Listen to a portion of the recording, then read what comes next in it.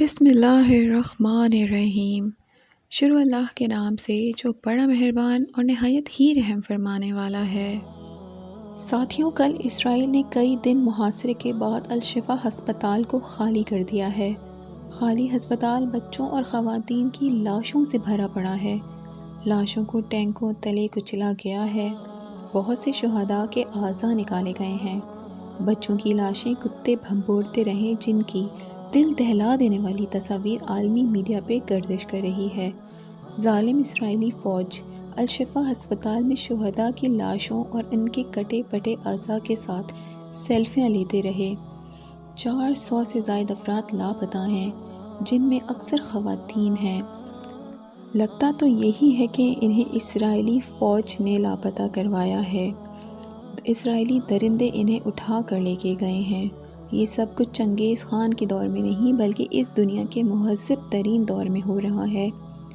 آج کا سارا عالمی میڈیا اسی خبروں سے بھرا پڑا ہے، لیکن اسلام کے قلعے پاکستان میں بے غیرت میڈیا خاموش تماشائی بنا ہوا ہے۔ شاید اسی خاموشی کے عوض بعض لوگ انعامات بھی لے رہے ہیں۔ عالم اسلام کی اوقات ظاہر ہو چکی ہے۔ ترکی ہے تو کردوں پہ بمباری کر رہا ہے۔ ایران، شام اور عراق میں سنی مسلمانوں کے قتل عام میں مصروف ہیں۔ عرب عسکری اتحاد سعودی عرب کی قیادت میں یمینیوں کو سبق سکھانے میں مصروف ہے۔ رہ گئی واحد اسلامی ایٹمی طاقت تو اسے بلوچستان میں الجھا دیا گیا ہے، یعنی سب اپنے ہی لوگوں سے نمبرد آزما ہیں۔ دنیا کی نام نہاد سپر پاور انکل سیم فلسطینی بچوں کو جلانے کے لیے اب تک اسرائیل کو 7 ارب کا اسلحہ دے چکے ہیں۔ بچوں کو ٹینکوں اور میزائلوں سے مارنے کی ضرورت ہی کیا ہے؟ ان معصوموں کا دل تو ان بموں کی آواز سے ہی پھٹ جاتا ہوگا۔ اس سارے ظلم و ستم کے باوجود عید تو غزہ میں بھی آئے گی، مگر کس حال میں؟ اس کا تصور ہی رونگٹے کھڑے کر دیتا ہے، اور اسی خیال نے رمضان میں مسلسل بے چین کیے رکھا کہ غزہ میں میزائلوں اور بموں کی بارش میں کیسے سحر و افطار ہوا ہوگا۔ کتنے ہی ہوں گے جنہوں نے سحری غزہ میں کی ہوگی اور افطار جنت الفردوس کے مہمان نوازی میں۔ اسی خیال نے رمضان بھر چین سے نہیں سونے دیا، اور ایک چبھن محسوس ہوتی رہی۔